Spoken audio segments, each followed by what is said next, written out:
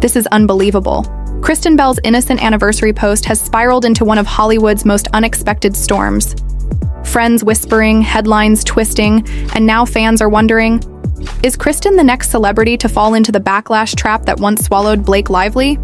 Stay tuned, because the truth behind this story will shock you more than the post itself. It started with a simple post, an anniversary tribute from Kristen Bell to her husband, Dax Shepard. A message that was supposed to be funny, light-hearted something. Only they would understand. But what happened next? No one saw coming. It spread across social media like wildfire, and within hours the laughter turned into outrage. The words were twisted, analyzed, and turned into headlines that questioned her entire character. People began asking, how could she say this?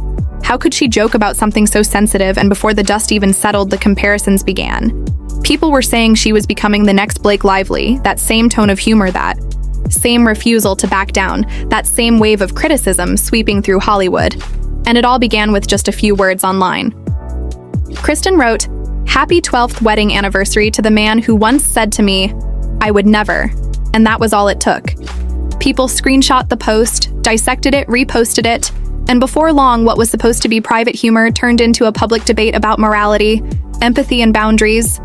But Kristen didn't delete it. She didn't apologize. She stood firm as people shouted for her to take it down. Her silence spoke louder than any apology could have, and that's what made it explode even more. The public wanted remorse. They wanted her to bend to the outrage, but she didn't. And suddenly, the conversation shifted from what she said to how she reacted. Headlines popped up, Kristen Bell refuses to apologize for controversial post, and people began to speculate, why was she standing her ground? Was this stubborn pride, or was she simply tired of being told what she can and cannot say in a world where every sentence is judged, every joke dissected, and every celebrity forced to walk on eggshells? She stood her ground, saying nothing, letting the storm build around her, and that silence became the story itself. Whispers began leaking from supposed insiders, people who claim to know her, saying she doesn't listen, that she always thinks she's right, that she carries an air of superiority. And with those whispers came the narrative that she had gone full diva mode. The tabloids loved it. Social media thrived on it, and now her friends were allegedly turning on her, some calling her tone deaf. Others saying she finally got what was coming to her. But was that really true? Or was this just another example of how Hollywood eats its own? Because in this business, silence can be more dangerous than words. And Kristen Bell's silence was echoing through every corner of the internet. With each passing day, the line between humor and cruelty blurred even more. And suddenly, a simple anniversary joke had become a cultural war. People began arguing about comedy, about what's acceptable and what's not. Some said she should have known better, while others insisted she was just joking, that she wasn't mocking anyone or making light of real suffering. And yet the outrage refused to die down. And as the noise grew louder, her post remained untouched. And the question everyone started asking was simple: why won't she just apologize? But maybe the real question should have been, why should she at all? As the storm continued to grow, Kristen Bell found herself at the center of a digital firestorm, unlike anything she had faced before. People who once praised her authenticity and warmth began to shift their tone. The same followers who celebrated her humor were now questioning her sensitivity, and it was spreading fast. Entertainment blogs were churning out new angles. Every hour, insiders claiming to be close to her were whispering that she had changed, that fame had made her harder to reach, that she brushed off advice from those around her. And suddenly it wasn't just about one post. It was about her entire image, about whether the smiling actress people had come to love was really as kind and relatable as they thought. And that is where it started to twist. Friends were allegedly leaking details, small comments framed as concern, but carrying a sting, saying she never realizes when her words sting others, that she laughs off feedback, that she has this unshakable confidence that rubs people the wrong way. The tone of it all began to sound eerily familiar to what the media had done with Blake Lively. Months before, the comparisons grew louder as people dragged Kristen into the same conversation, accusing her of arrogance, of being out of touch with the world around her. One outlet claimed that her refusal to apologize was a calculated PR move, while another said she simply didn't care what anyone thought. But through it all, Kristen stayed quiet. She didn't post a follow-up, didn't make a statement, didn't do a teary apology interview, and that silence began to take on a new meaning. It became almost symbolic in a way, as if she was daring the world to decide for itself what it believed. Because in an age where every celebrity is expected to react instantly, her refusal became a rebellion of its own. And then came the resurfaced clips, old interviews, old moments, jokes from years ago, that people started digging up again, one in particular from 2012, where she and Dax were promoting a movie called Hit and Run, and they exchanged a dark joke about relationships and pain, a joke that at the time no one blinked at, but now suddenly was being painted as proof of her insensitivity, as if it had been waiting in the archives all these years for the internet to rediscover it and use it against her. It became a cycle of outrage, a feeding frenzy where every line from the past was reinterpreted, every expression reanalyzed, and every soundbite given a darker edge. Yet despite the noise, Kristen's supporters began to rise too. Fans who saw through the hysteria, who said enough is enough, calling out the hypocrisy that surrounded her backlash, because wasn't comedy supposed to push boundaries? Wasn't humor supposed to be subjective? And if she had truly meant no harm, why was the world so eager to assign it to her? People started realizing that this wasn't just about Kristen Bell. It was about something bigger, the way online outrage consumes everything in its path, until it's no longer about what happened, but about who can shout the loudest. And in the middle of it all, Kristen remained still, a calm in the chaos, refusing to explain herself, refusing to fuel the fire. But that quiet strength only made people more curious.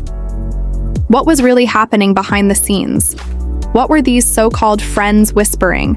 And how much of it was real, and how much was just the internet doing what it does best, turning a moment into a monster? Behind the glow of Hollywood lights and the perfection of carefully curated images, the whispers grew louder.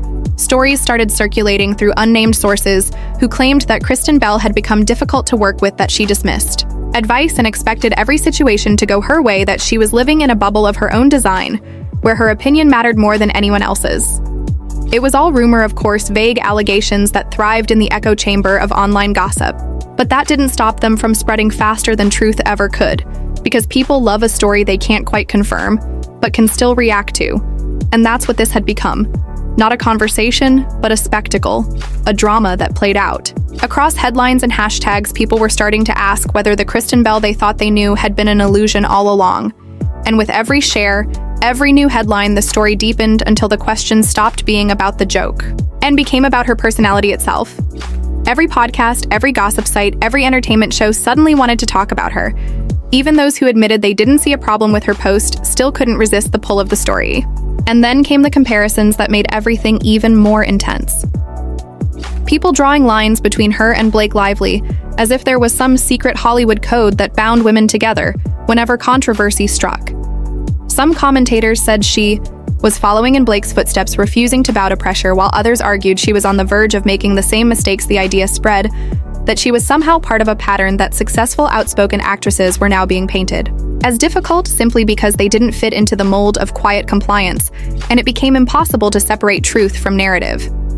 Some friends defended her, saying she was misunderstood, that her humor had always been dark but harmless, that she loved to laugh and push boundaries, but that she never had bad intentions. Others chose silence, and that silence was interpreted as confirmation. People forget how silence in Hollywood speaks volumes. And in this storm, every silence was a headline. The Daily Mail ran new pieces quoting unnamed insiders saying, "Kristen doesn't think she's ever wrong, that she doesn't take criticism well, and even that she has a better than you." Attitude. Those words stung, not just because of what they implied, but because they came from nowhere. No one was willing to stand behind them, but everyone was willing to repeat them. The more the story spun, the more surreal it became. Every outlet, hungry for clicks, amplified it, the audience feeding on it, like a serialized mystery no one wanted to end. Yet in the middle of it, Kristen was doing the opposite of what everyone expected. Instead of hiding, she showed up smiling, attending interviews, talking about her Halloween costume, laughing about it as if nothing had happened. That calmness made everything more confusing for those looking for guilt. Because how do you shame someone who refuses to feel ashamed? She talked about her life, her family, her plans, but never the post itself, as if to remind everyone that she was not defined by one viral moment. The speculation raged, but she didn't give them a soundbite, she didn't give them fuel, and that made her unpredictable. And unpredictable is dangerous in the world of public perception, because it means no one can control your story. And that is exactly what the media feared, as the noise began to fade and the outrage found a new target. The truth about the Kristen Bell controversy became clear. It was never just about a post, it was about how quickly people turn laughter into outrage and how fast perception becomes reality through screens and speculation. Kristen Bell stood her ground. Not with defiance, but with quiet endurance, she didn't argue or beg for forgiveness. She simply moved forward, reminding everyone that humor and humanity can exist together without needing permission. Her silence became her statement, and that might be the most powerful message of all, in an era where every word is judged and every pause is weaponized. She showed that sometimes the best response is none at all, and while Hollywood thrives on apologies and redemption, ARC's her choice to remain still set her apart. Maybe that's what made her story resonate, because whether people loved or hated her decision, it forced everyone to confront their own expectations of what it means to be real in a world built on reaction. And in the end, maybe that is what will outlast the controversy itself. The reminder that being unshaken in chaos is its own kind of strength.